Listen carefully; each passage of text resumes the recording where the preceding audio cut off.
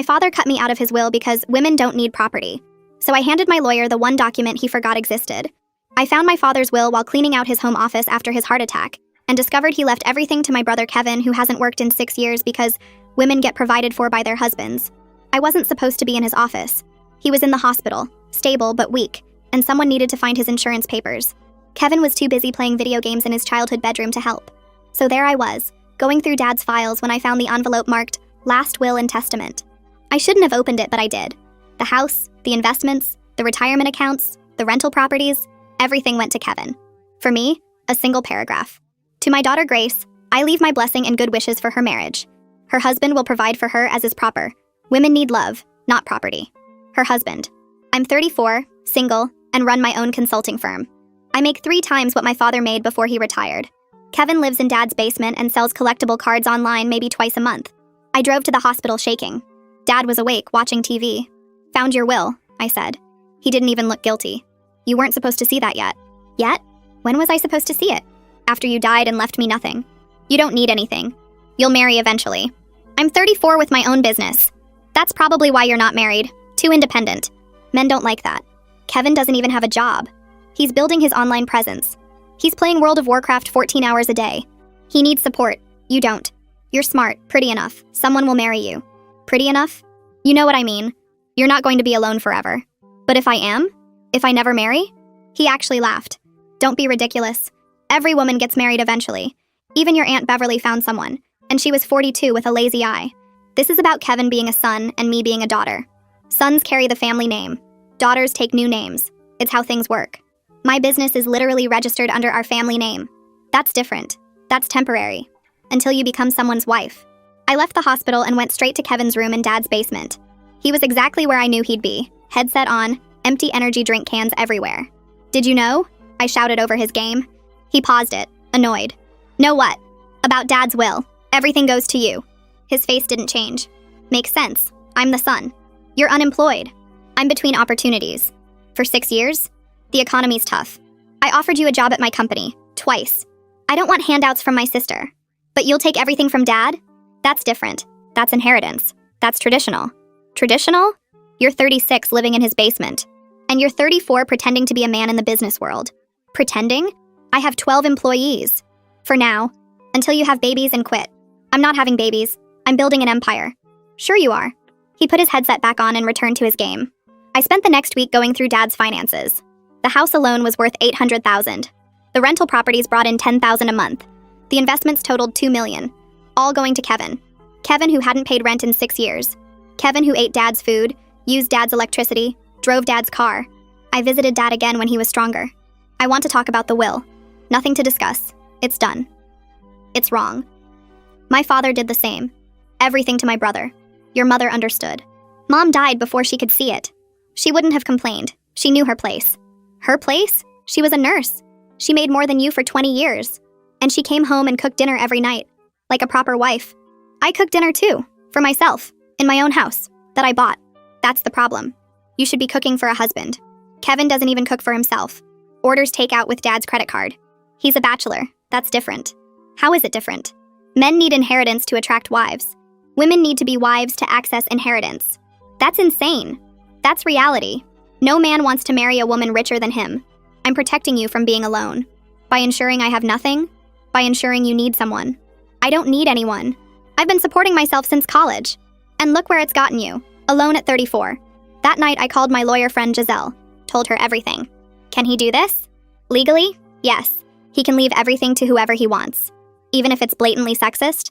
Even then. But Grace, there might be something else to consider. What? Your mom's will. Did she have one?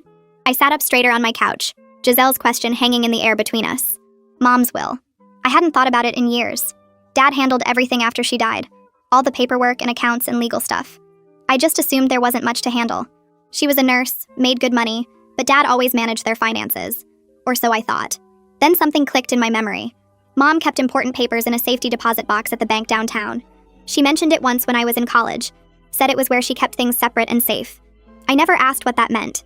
Never thought to look after she died because Dad said he took care of everything. Now I wondered what else he'd taken care of by ignoring it completely. I told Giselle about the box, and she went quiet for a second.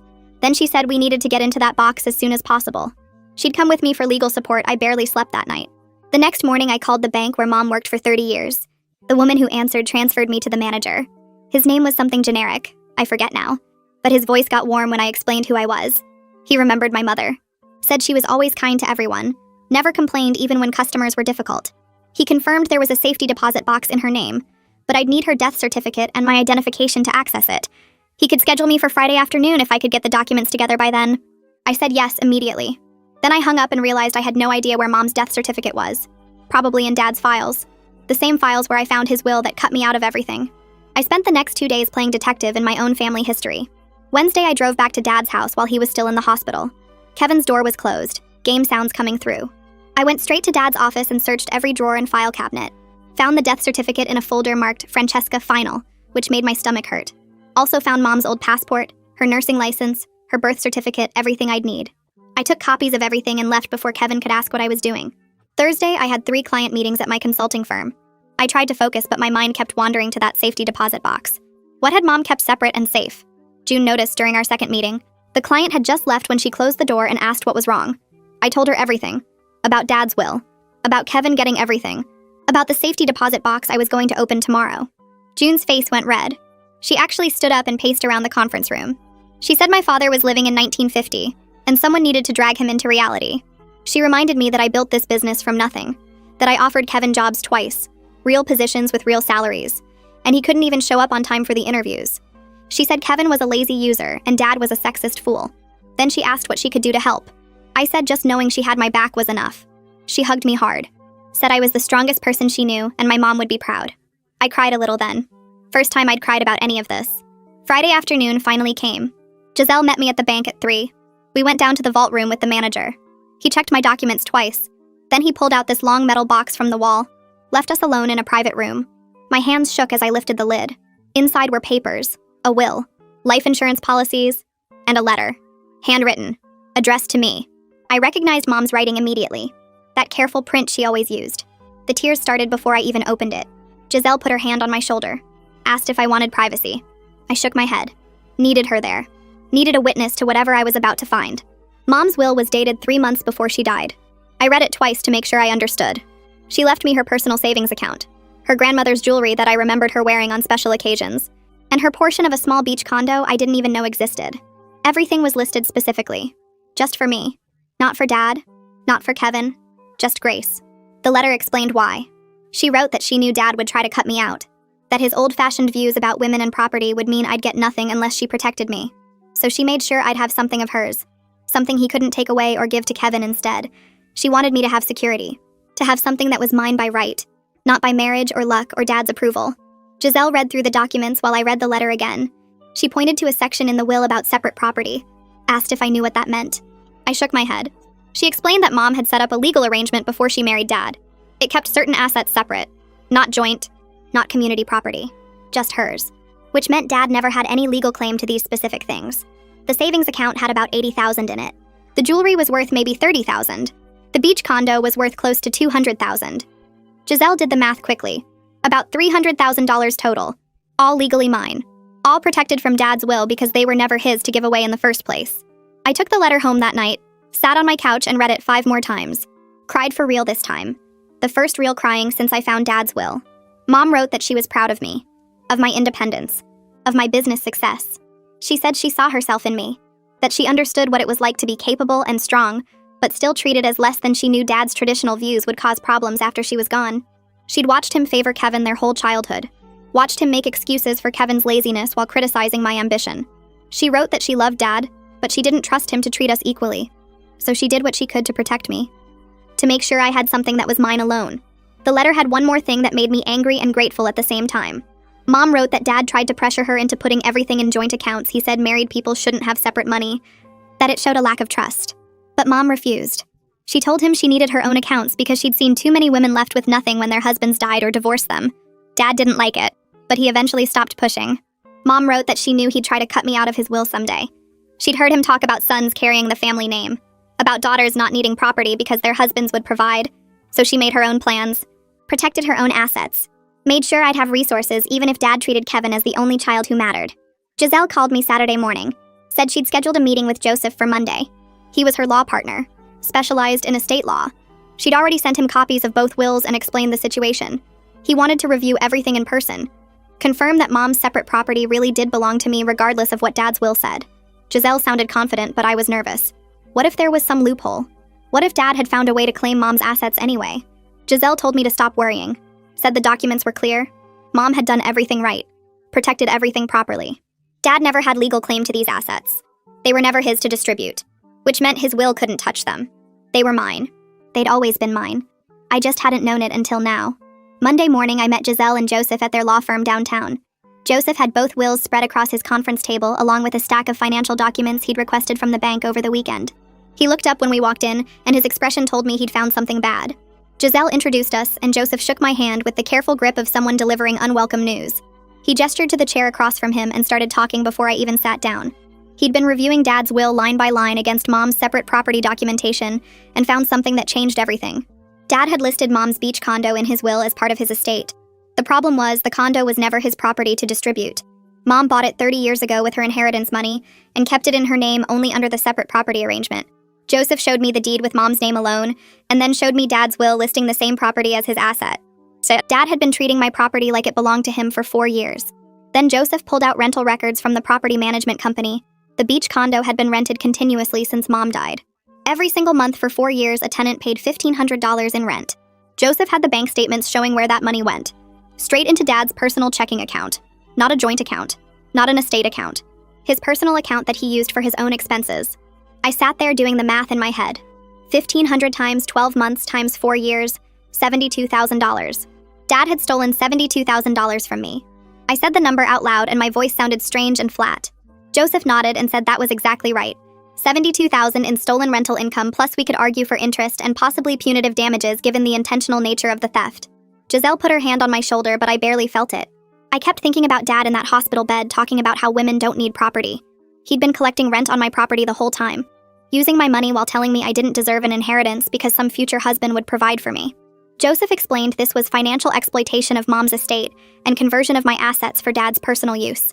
In simpler terms, Dad had committed theft.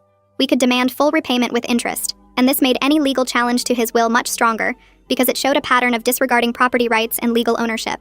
A judge would not look kindly on someone who stole from their daughter's inheritance while simultaneously trying to cut her out of his own will. Giselle said we needed to decide our next move carefully. We could file legal action immediately and force repayment through the courts. Or we could approach Dad first and give him a chance to make things right voluntarily. Joseph said judges usually appreciate good faith attempts at family resolution before litigation. It shows we tried to solve things privately before involving the court system. I laughed at that, and it came out bitter and sharp. Dad wasn't going to make anything right. He'd spent 4 years stealing from me while lecturing me about traditional values and proper behavior for women. Giselle said she understood my skepticism, but we should try anyway. Even if Dad refused to cooperate, the attempt would strengthen our legal position. We could show we acted reasonably, while Dad acted unreasonably. I agreed, but only because it made strategic sense, not because I thought Dad would suddenly develop a conscience. We scheduled a hospital visit for that afternoon. Giselle would come with me as my legal representative, and we'd present Dad with the evidence of his theft. Give him a chance to acknowledge what he'd done and discuss repayment. Joseph said to expect denial and defensiveness, but to stay calm and factual. Let the documents speak for themselves. I drove to the hospital with Giselle following in her own car. My hands were tight on the steering wheel, and I kept rehearsing what I'd say. Found Mom's will. Found the separate property documentation. Found proof you've been stealing rental income from my beach condo for 4 years. $72,000 you took from me while telling me I didn't deserve property. We walked into Dad's hospital room together, and his face changed the second he saw Giselle in her business suit carrying a briefcase. He knew immediately this wasn't a social visit. His expression went from surprise to hard and closed off. I didn't waste time with pleasantries. I told him we'd found Mom's will and discovered he'd been collecting rental income from my inherited property for 4 years without telling me. Dad's response came fast, like he'd been preparing for this conversation. He said Mom's assets became his when she died because that's how marriage works. Everything wives own becomes their husband's property. Giselle stepped forward and corrected him in her professional lawyer voice. She explained separate property law and how Mom had specifically protected certain assets to remain hers alone. Giselle pulled out Mom's documentation, showing the legal arrangements Mom made before they married. The beach condo was Mom's separate property. It was never Dad's. It was never community property. When Mom died, it went directly to me as her designated heir. Dad had no legal claim to it or its rental income. Ever. Dad's face got red and he said that was ridiculous. He'd been managing the property for 4 years. Someone had to handle the tenants and maintenance. He deserved compensation for his time and effort. I asked him when he planned to tell me about my property, or the rental income he'd been collecting. He didn't answer that. Instead, he said he used the money for family expenses, and I benefited from it indirectly. I felt my anger spike hot and sharp. I pointed out that I hadn't lived in his house for 12 years. I built my own life without his financial support. I bought my own house and started my own business and paid my own bills. Whatever family expenses he claimed to have didn't include me. That money was mine, and he spent it on himself and Kevin. The conversation escalated when I said the actual number. $72,000. That's how much he owed me for 4 years of stolen rental income. Dad's face went from red to almost purple. He said he didn't owe me anything. He raised me for 18 years, fed me and clothed me and paid for my education. That was worth more than any money. I couldn't believe what I was hearing. Giselle tried to redirect the discussion toward resolution. She suggested Dad could acknowledge my rightful inheritance and adjust his will to reflect fair treatment. She said we could work out a repayment plan for the rental income and avoid litigation if Dad was willing to make things right. Dad refused outright. He said changing his will would mean admitting he was wrong, and he was never wrong about family matters. His father did the same thing, and his grandfather before that. Sons inherit. Daughters get married. That's how proper families work. I felt something break inside me. Some last hope that Dad might see me as equal to Kevin. I told him Mom knew exactly what he'd do. That's why she protected assets for me separately. Mom knew Dad would try to cut me out, so she made her own plans. Dad looked genuinely shocked. He said he couldn't believe Mom would go behind his back like that. After 40 years of marriage, she didn't trust him to do right by their daughter. I said Mom was smart to protect her assets because look what happened. The second she died, Dad started treating her property like his own. He'd been stealing from me for 4 years while preaching about traditional values and women's proper place. Dad didn't understand that Mom's property was always her own. He still thought marriage gave him automatic rights to everything his wife owned. Even after Giselle showed him the legal documents, he couldn't accept that Mom had the right to keep anything separate from him. Dad's face turned red and his voice got louder when he started talking about Mom again. He said she betrayed him by hiding money and property, that she poisoned me against family values, that a good wife doesn't keep secrets from her husband. I felt my anger spike hot and immediate. I told him Mom earned more than him for 20 years while still cooking dinner every night, doing all the laundry, managing the household, and never complaining about his outdated ideas. She did everything he demanded and still protected herself because she knew exactly what he'd do. Dad tried to interrupt, but I kept going. I said Mom worked 12-hour shifts at the hospital, then came home to a second shift of cooking and cleaning, while he watched TV and complained if dinner wasn't ready on time. She knew her worth even if he never recognized it.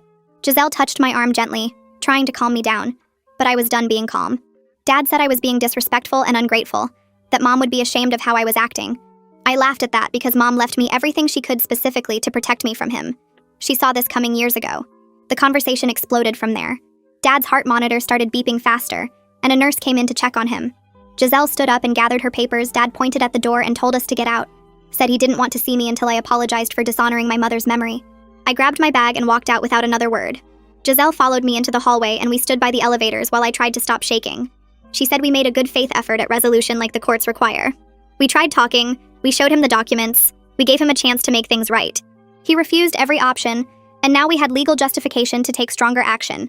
She'd have Joseph start filing paperwork immediately to reclaim my rental income and establish my ownership of Mom's property. I nodded and pressed the elevator button 3 times, even though it was already lit up. I spent the rest of the week trying to focus on work, but my mind kept drifting to Dad in that hospital bed, his face red with anger, still refusing to admit he'd done anything wrong. June noticed during our Friday staff meeting and asked if I was okay. I told her about the hospital visit, and she said my father sounded like he belonged in the 1950s, not the 21st century. That weekend, I cleaned my apartment and tried not to think about family. Saturday afternoon, my phone rang with Kevin's number. I almost didn't answer, but curiosity won. He sounded different from usual, less cocky, almost nervous. He said we needed to talk about Dad and the will situation. I asked what there was to talk about since he'd already made it clear he thought the inheritance distribution was fair. Kevin sighed and said he'd been thinking about everything, that maybe we could work something out. He used phrases like family harmony and Dad's recovery and unnecessary stress. I recognized Dad's words coming out of Kevin's mouth. I asked Kevin directly if he knew about Mom's separate property before this week. He was quiet for a few seconds, then admitted Dad mentioned the beach condo a while back, but said it was complicated. Kevin didn't ask questions because he figured Dad understood the legal stuff better than he did. I asked when Dad told him. Kevin said maybe 2 years ago when Dad started talking about updating his will. So Kevin knew for 2 years that Mom left me property, and never said anything. Kevin got defensive and said it wasn't his job to manage Dad's estate or track Mom's old assets. I pointed out that he had no problem accepting everything Dad was leaving him without asking questions about where it came from. Kevin changed the subject and said he'd been counting on his inheritance for some things. I asked what things. He hesitated, then admitted he had some financial issues that the inheritance would solve. I asked how much. He said about $40,000. I actually laughed out loud at that. $40,000 in debt while living rent-free with zero expenses. Kevin's voice got tight and angry. He said his online business required investment and he bought gaming equipment and collectible cards that would increase in value over time. Some of the investments didn't work out the way he expected, but that was just how business worked. I asked how he accumulated $40,000 in debt without a job or income. Kevin said Dad's credit cards mostly, plus some personal loans he took out using Dad's house as collateral since he lived there. He'd been making minimum payments with money from selling cards online, but the interest kept piling up. Dad promised the inheritance would come through soon enough to cover everything and get him back to zero. I felt sick hearing this. Dad had been enabling Kevin's spending for years while preaching to me about financial responsibility and women needing husbands to manage money. Kevin said Dad understood that building a business takes time and investment. I said buying video game equipment wasn't building a business, it was shopping with someone else's credit card. Kevin's tone shifted to bargaining. He said maybe we could work something out where we split Dad's estate equally. I'd get half of everything and drop the issue about Mom's separate property. Then everyone would be happy, and we could move forward as a family. I told him Mom's assets were never Dad's to split. They were always mine from the moment Mom died. Dad stole rental income from my property for 4 years, and I wanted every penny back with interest. Kevin said I was being unreasonable since I already had a successful business and didn't need the money. I said this wasn't about need. It was about what was legally and morally mine. Mom specifically left me those assets because she knew Dad would try exactly this. I wasn't negotiating away what Mom protected for me just to bail Kevin out of debt he created by buying worthless collectibles instead of getting a job. Kevin said the collectibles weren't worthless. Some of them were rare and valuable. I asked if they were. So valuable, why was he $40,000 in debt? He didn't have an answer for that. The call started falling apart fast.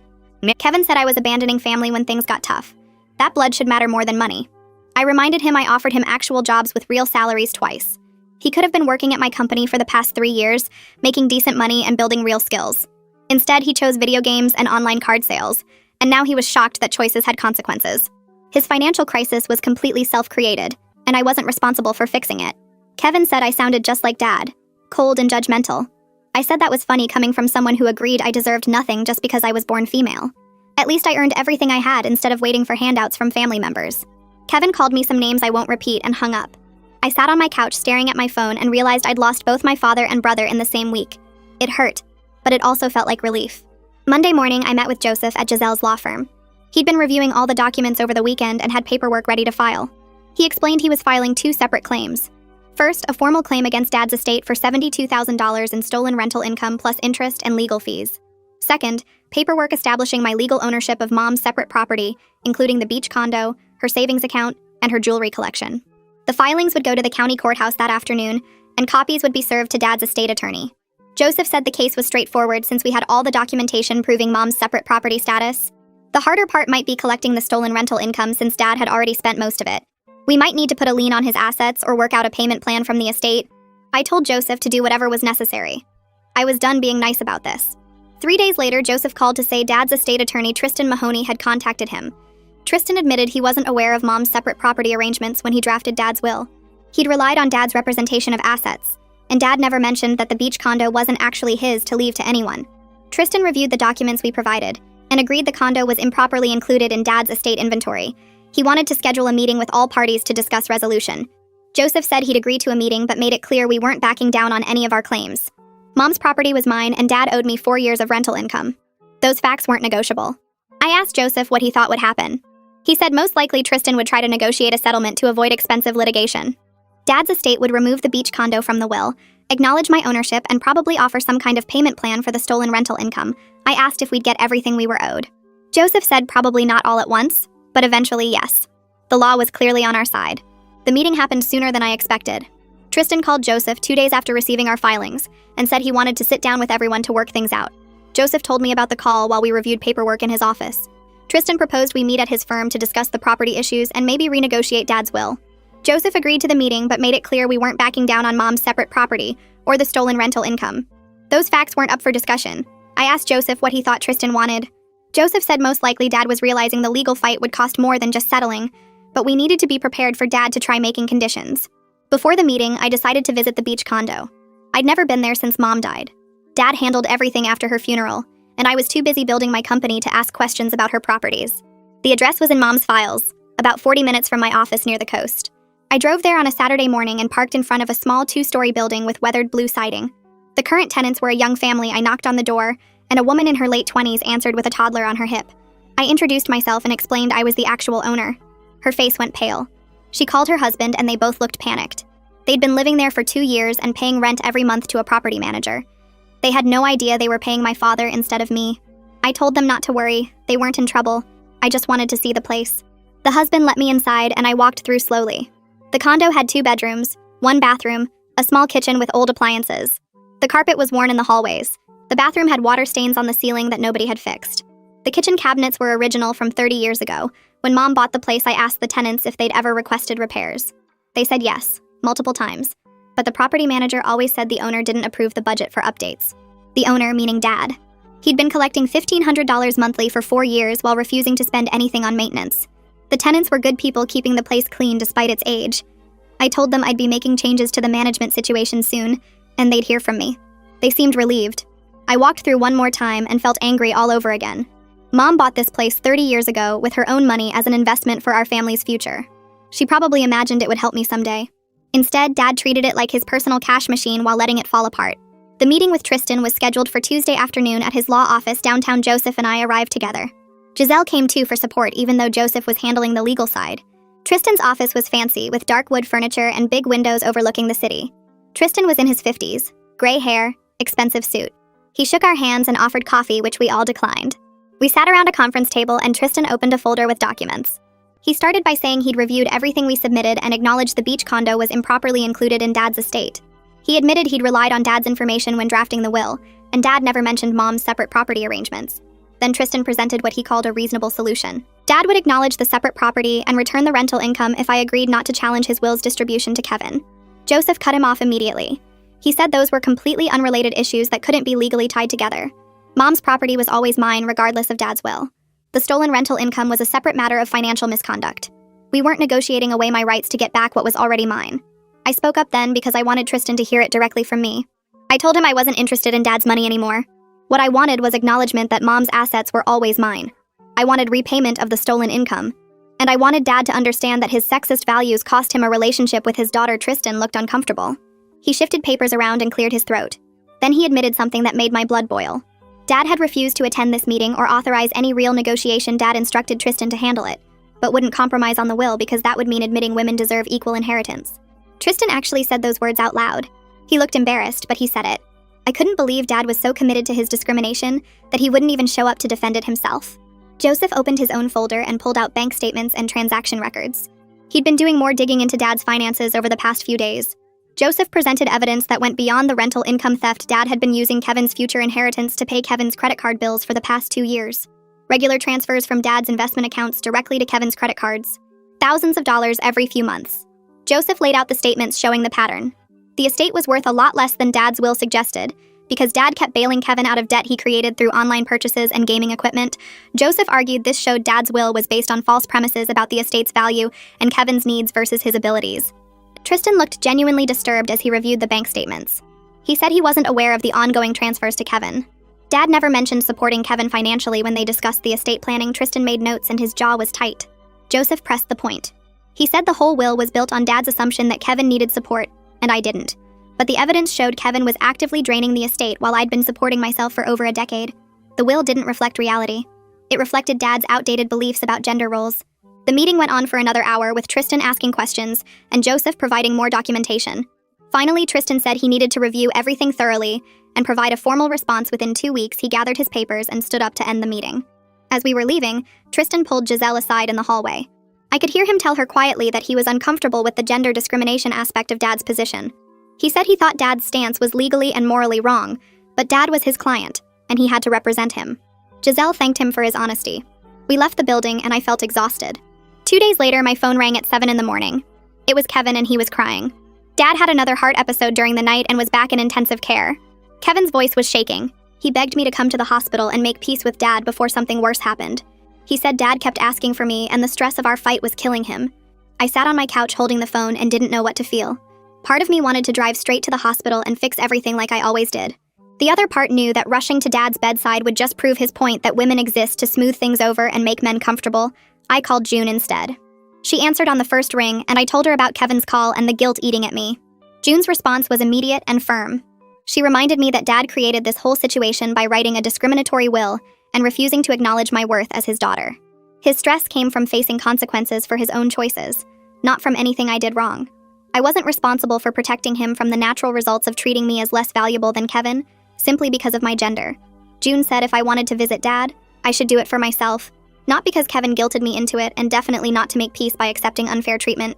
Her words helped me think more clearly about what I actually wanted, versus what family obligation demanded. I thanked her and called Giselle next. Giselle listened to the situation, and gave me the legal perspective. Visiting Dad now could be seen as weakening my position because it might look like I was backing down or willing to compromise on Mom's separate property to maintain family harmony. But she also said the legal case was strong enough that one hospital visit wouldn't destroy it, and ultimately I had to decide whether family reconciliation mattered more to me than the money. I thought about it for maybe 10 seconds before I knew my answer. I wanted to see Dad, but I wasn't going alone or unprotected. Giselle agreed to come with me as a witness to whatever was said. We drove to the hospital together the next morning. Dad was in a regular room this time, not intensive care, which meant the heart episode was minor. He looked small in the hospital bed with monitors beeping and an IV in his arm. For just a moment, I felt the old instinct kick in, the one that made me want to protect him and smooth everything over, so we could go back to being a family. Then Dad saw Giselle standing beside me and his face hardened. He asked why I brought a lawyer to visit my sick father.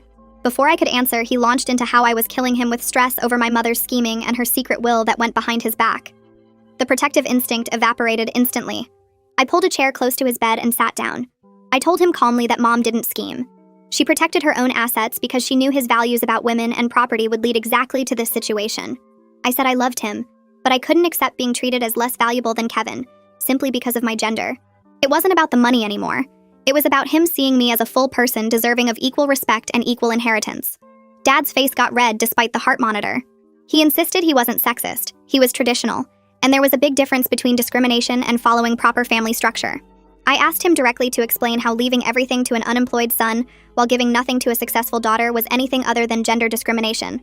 I waited for his answer. He opened his mouth and closed it again. He tried to start a sentence about sons and family legacy, but stopped because he couldn't finish it without admitting the sexism out loud. Giselle stood quietly by the door taking notes. The silence stretched out until we heard footsteps in the hallway. Kevin rushed into the room still wearing his gaming headset around his neck. He immediately went to Dad's side and told me I was being cruel to argue with a sick man about money. I turned to face Kevin directly.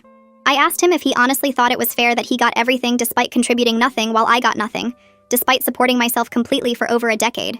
Did he really believe he deserved Dad's entire estate just for being born male? Kevin fell back on the sons carry the family name argument like it was a shield.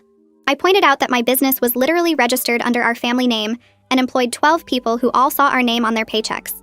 His online card sales hadn't generated actual income in months, according to the bank records Joseph found. Which one of us was really carrying the family name forward? Kevin's face went red, but he didn't have an answer. Dad tried to interrupt, but I kept going. I told both of them I was moving forward with legal action. I would reclaim Mom's property and the stolen rental income because it was legally mine and morally right. I was done trying to make them see my worth because Mom already saw it and protected me accordingly. Her faith in me mattered more than Dad's conditional approval ever could. Giselle and I left the hospital room without waiting for a response. Over the next month, Joseph negotiated with Tristan about returning my rental income. The documentation was clear, and Tristan knew they couldn't win that fight. Dad's health improved slowly, but he refused all of Joseph's settlement offers. Tristan actually called Joseph privately to say the estate case was weak, and he'd recommended Dad settle to avoid expensive legal fees, but Dad refused on principle. He'd rather pay lawyers than admit his will was wrong. I focused on my consulting firm and tried not to think about the family I was losing.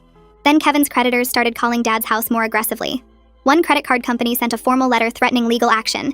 If Kevin didn't start making payments on the $40,000 he owed, Kevin panicked because he'd been counting on inheritance money that was now tied up in legal disputes and might not come at all.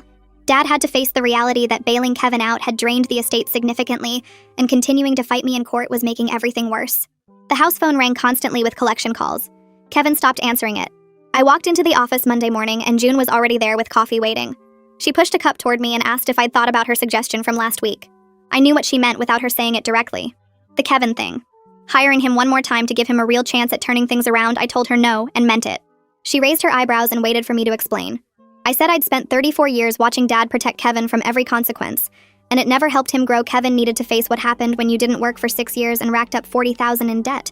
Bailing him out now would just teach him someone would always save him. June nodded slowly and said she understood, but it was hard watching family struggle. I agreed it was hard, but pointed out that real family support meant letting people learn from mistakes, not preventing them from happening. Kevin had turned down 2 actual job offers from me because he didn't want handouts from his sister. Now he wanted Dad's inheritance to solve everything. That wasn't growth, that was just waiting for a different kind of handout. June squeezed my shoulder and said I was probably right, but she could see it hurt me anyway.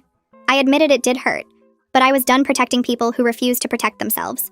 3 weeks later, Joseph called to say the court date was set for the rental income claim. He asked if I wanted to attend, and I said absolutely. This wasn't just about money anymore. It was about establishing that Dad couldn't steal from me without consequences. The morning of the hearing, I wore my best business suit and met Joseph outside the courthouse. He had 3 boxes of financial records documenting every rental payment that went into Dad's account instead of mine. Tristan showed up alone and told Joseph that Dad wasn't coming due to health concerns. His doctor said the stress would be too much after the recent heart episodes. Joseph accepted this without argument. We went inside and the judge called the case. Tristan presented Dad's defense, which basically claimed the rental income was used for family benefit over the years. He suggested I'd indirectly benefited from Dad's financial stability. Even though I hadn't lived at home in 12 years, Joseph stood up and systematically destroyed this argument with bank records. He showed the judge that $72,000 went into Dad's personal account from my property. Then he showed Dad's spending records proving the money went toward Kevin's credit card payments, Kevin's car insurance, and Kevin's various gaming equipment purchases. None of it benefited me in any way. The judge asked Tristan if he had any evidence that I'd received benefit from these funds. Tristan admitted he didn't. The judge asked if Dad had my permission to collect rent from my inherited property. Tristan said no, but argued that Dad believed he had a right to the property. Joseph interrupted and presented Mom's will with the separate property documentation. The judge read through it carefully while the courtroom stayed quiet. The judge looked up and said the law was clear on this matter. Mom's separate property belonged to me upon her death. Dad had no legal right to collect income from my property. The fact that he did so for 4 years without my knowledge or consent constituted conversion of assets. The judge ruled in my favor and ordered Dad's estate to repay $72,000 plus 4 years of interest at the statutory rate. He calculated this came to about $81,000 total. Then he added legal fees, which brought the total to $85,000. The judge also formally established my ownership of all Mom's separate property, including the beach condo, the savings account, and the jewelry. He said this ruling was entered into public record, and any future estate proceedings must acknowledge these assets as mine alone. Tristan looked defeated. Joseph shook my hand. I felt something release in my chest that had been tight since finding Dad's will. This wasn't about the money. It was about someone in authority finally saying that what Dad did was wrong. We walked out of the courthouse and Joseph said he'd file the paperwork to collect the judgment from Dad's estate. I asked how long it would take, and he said probably 2 months to process everything. I thanked him for his work, and he said it was the easiest case he'd handled in months because the evidence was so clear. Tristan caught up with us in the parking lot. He asked if he could speak to me privately. Joseph said he'd wait by the car. Tristan looked uncomfortable and said Dad was very upset about the ruling. I said Dad should have thought about that before stealing from me. Tristan agreed and said he'd actually advised Dad to settle weeks ago, but Dad refused. Now the legal fees had cost the estate almost as much as the judgment itself. I shrugged and said that was Dad's choice. Tristan said Dad wanted to talk about modifying his will. Not because his views had changed, Tristan was clear about that, but because the legal fees were draining the estate and Kevin wouldn't inherit much if the fighting continued. I asked if Dad was actually willing to change the will, or just wanted me to drop everything. Tristan admitted Dad was offering to split the estate 60-40 in Kevin's favor. I laughed and said no. Tristan looked surprised. He said 60-40 was a significant compromise given Dad's beliefs. I told Tristan that Dad's beliefs were wrong and I wasn't negotiating with sexism. Tristan said he understood but suggested I think about it before rejecting the offer completely. I said I'd already thought about it for weeks, and my answer wouldn't change. Joseph called me 2 days later and said Tristan had reached out officially about a meeting. Dad wanted to discuss the will modification with me present. Joseph asked if I wanted to do it, and I said yes, but only with Giselle there as witness. I wasn't walking into another hospital room alone with Dad. Joseph arranged everything for the following Tuesday. I told June where I was going, and she offered to come along for support. I said no, because this needed to be just family and lawyers. June hugged me and said to call her immediately after Tuesday arrived, and I met Giselle outside the hospital. We went up to Dad's room together. He was sitting up in bed looking thinner than last time, but alert. Kevin was there too, slouched in the visitor chair playing something on his phone. Dad saw Giselle and his face hardened. I said she was staying because I wanted a witness to whatever happened. Dad said this was family business. I replied that he'd made it legal business when he wrote his will. Giselle sat down in the corner with her notepad. Kevin finally looked up from his phone and asked why I was making this so difficult. I ignored him and focused on Dad. Dad said Tristan had explained the court ruling and the financial impact on the estate. He said he was willing to be reasonable about the distribution if I stopped fighting. I asked what reasonable meant. Dad said he'd split his estate 60-40 with Kevin getting the larger share. He called this generous given his beliefs about inheritance. I felt something cold settle in my stomach. I told Dad I didn't want his money anymore. His face showed confusion, like he couldn't process what I'd said. I explained that Mom's property was enough for me. The beach condo, the savings, the jewelry. All of it was more valuable because Mom specifically chose to protect it for me. That meant more than any amount of Dad's money could. Dad said I was being emotional and not thinking clearly. I said I was thinking more clearly than I had in years. Accepting 60% of his estate would mean accepting his basic premise that I was worth less than Kevin. I refused to validate his sexism, even for financial gain. Dad started to argue, but I held up my hand. I said Mom's faith in me was worth more than his conditional approval. She saw my worth when he never would. That was enough. Kevin jumped in and said I was being stupid to turn down money out of pride. I turned to look at him directly. I asked if he honestly thought Dad's offer was fair. Kevin said 60-40 was better than I deserved given that sons traditionally inherit everything. I felt my jaw tighten. I told Kevin that his entire life had been subsidized by Dad's money and Mom's unpaid labor. He'd never earned anything himself, but he felt entitled to everything. Kevin said I was just jealous that Dad loved him more. I laughed and it came out bitter. I said Dad didn't love him more. Dad just valued him more because of his gender. There was a difference. Kevin said I was making everything about feminism when it was really just about family tradition. I replied that family tradition was just a nice word for discrimination. Giselle shifted in her chair and I could see her taking notes. Dad tried to interrupt, but I wasn't finished. I told Dad I hoped he recovered fully and lived many more years. I genuinely meant that despite everything. But our relationship was changed forever and we both needed to accept it. I couldn't pretend his values didn't hurt me anymore. I was done trying to earn equal treatment that should have been given freely from the start. Dad said I was overreacting and things could go back to normal if I just accepted his offer. I shook my head. Normal meant me constantly proving my worth while Kevin got everything for existing. That wasn't normal, that was broken. I said I was choosing to step away from that dynamic completely. Dad could leave everything to Kevin if that's what he wanted. I had Mom's legacy and my own success. That was enough. Kevin stood up and got in my face. He said I was abandoning family when things got tough. I stepped back and looked at him calmly. I said he abandoned any claim to my respect when he agreed I deserved nothing simply for being female. Family should mean mutual support, not one-sided sacrifice from the daughter. Kevin said I'd always been selfish, and this proved it. I told him that taking care of myself wasn't selfish. It was necessary. He'd spent 6 years waiting for Dad to solve his problems. I'd spent 12 years building a business that employed people and generated real value. We'd made different choices, and those choices had consequences. Kevin said I'd regret this when Dad died, and I got nothing. I said I already had what mattered. Giselle stood up and said we should leave. I agreed. I walked toward the door and Dad called my name. I stopped but didn't turn around. He said I was making a mistake. I said the mistake was his, not mine. He'd had 34 years to see my value and chose not to. That was on him. I left the hospital room with Giselle beside me. The door closed behind us and I felt my hands shaking. Giselle asked if I was okay. I said I didn't know, but I thought I would be eventually. We walked to the elevator in silence. I pressed the button and waited. The doors opened and we stepped inside. Giselle asked if I wanted to get coffee and talk. I said yes. We rode down to the ground floor and walked out into the parking lot. The sun was bright and I had to squint. Giselle unlocked her car and we got in. She started driving toward the coffee shop near her office. I looked out the window and watched the city pass by. This might be the last time I saw Dad while he was alive. That hurt in a way I hadn't expected. But it also felt like freedom from constantly trying to prove something that should have been obvious. I was worth the same as Kevin, regardless of gender. Mom had known that. Dad never would. The following weeks passed in a blur of work and decisions. I threw myself into my consulting firm and June noticed but didn't push. She just made sure I ate lunch and left the office before midnight. The beach condo tenants gave notice they were moving out at the end of the month. I could have found new tenants immediately, but I didn't. Instead, I decided to renovate the property myself. Not hire contractors. Actually do the work with my own hands. June thought I was crazy, but Giselle understood. This was about connecting with Mom's memory through something physical. I drove to the condo on a Saturday morning with a truck full of supplies. The tenants had left it clean but dated. The kitchen cabinets were from the 80s. The bathroom had pink tile. The living room carpet was worn through in spots. I started ripping up carpet and found hardwood underneath. Mom had good taste even when she bought this place 30 years ago. I spent the next 3 weekends sanding floors and painting walls. My hands got blisters and my back ached, but it felt good physical work that produced visible results. Not like fighting with Dad where nothing ever changed. The condo slowly transformed into something that felt like mine and Mom's together. I found an old photo of her tucked behind a cabinet. She was younger than I was now, smiling at the beach with her nurse uniform visible under her jacket. She'd probably stopped here after a shift. I put the photo in a frame on the mantel. Giselle came over the following week while I was painting the bedroom, and we sat on the porch overlooking the ocean, talking about what to do with Mom's assets. She suggested creating a trust that would fund grants for women facing gender discrimination in family or business situations.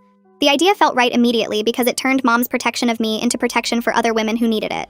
We spent hours that afternoon drafting the trust documents with specific criteria for applicants and a selection committee that would include Giselle, June, and 2 other women attorneys from Giselle's firm. The trust would award grants ranging from $5,000 to $20,000 to help women with legal fees, business startup costs, or education expenses when they face discrimination. I named it the Francesca Rollins Women's Opportunity Trust, and felt Mom would have loved knowing her careful planning helped more than just me. Giselle filed the paperwork within 2 weeks, and we held our first grant review meeting at my office where we were selected 3 recipients from over 40 applications. One woman was fighting her father's estate after being cut out for her brothers. Another needed funding to finish her nursing degree after her husband divorced her and stopped paying tuition. The third was starting a construction business and faced constant discrimination from suppliers and clients who didn't think women belonged in trades. Writing those first 3 checks felt like honoring Mom's memory in the most meaningful way possible. 3 months after the trust launched, Kevin called my cell phone on a Tuesday morning. I almost didn't answer, but curiosity won. He asked how I was doing in a fake casual tone that meant he wanted something. I waited him out, and finally he admitted he was in trouble with his debts and needed a loan to cover minimum payments before the credit card companies sued him. The total he needed was $15,000. I asked what happened to Dad's financial support, and Kevin said Dad cut him off after the legal battle over Mom's estate drained money for lawyer fees. I felt no satisfaction in Kevin's panic, just tired recognition that he still hadn't learned anything. I told him I wouldn't give him a loan, but I'd offer him a real job at my consulting firm with actual responsibilities and a starting salary of $45,000 per year. He could work in our operations department handling client logistics and scheduling. Kevin's voice went cold, and he said he didn't need charity from his sister. I pointed out that a job wasn't charity, it was earning money through work like normal adults do. He said I was being cruel and enjoying his suffering. I corrected him and explained I was offering the same thing I'd offered twice before when he turned me down because accepting help from a woman hurt his pride. Now he was desperate enough that maybe he'd actually consider it. Kevin called me names I won't repeat and hung up. I deleted his number from my phone and went back to my morning meeting. June and I expanded the consulting firm that summer, adding 6 new employees and taking on corporate clients that tripled our revenue. The beach condo became my weekend retreat where I'd drive Friday evenings and spend 2 days walking the shore and working on my laptop from the deck. Being there made me feel connected to Mom in ways that visiting her grave never did. This was a place she'd chosen and invested in and protected for me. I could picture her here after long nursing shifts watching the sunset and planning for a future where her daughter would have options and security. The consulting firm's success proved I'd built exactly the kind of independent life Mom hoped for me. I wasn't waiting for a husband to provide. I wasn't dependent on Dad's approval or Kevin's opinion. I made my own choices and lived with the consequences and supported myself completely. A year after finding Dad's will, I was running a business with 18 employees managing Mom's beach condo and investment accounts and reviewing grant applications for the Francesca Rollins Trust every quarter. Dad and Kevin rarely contacted me except for awkward birthday texts that I responded to politely but briefly. I'd built a chosen family through June, who became my closest friend, and Giselle, who'd fought beside me and my employees who valued competence regardless of gender. Mom was right to protect my inheritance not because I needed the money, but because I deserved to know at least one parent saw my worth. That knowledge mattered more than any dollar amount. Some nights at the beach condo, I'd look at Mom's photo on the mantle and thank her for believing in me when Dad never would. She'd given me more than property. She'd given me proof that I mattered exactly as I was.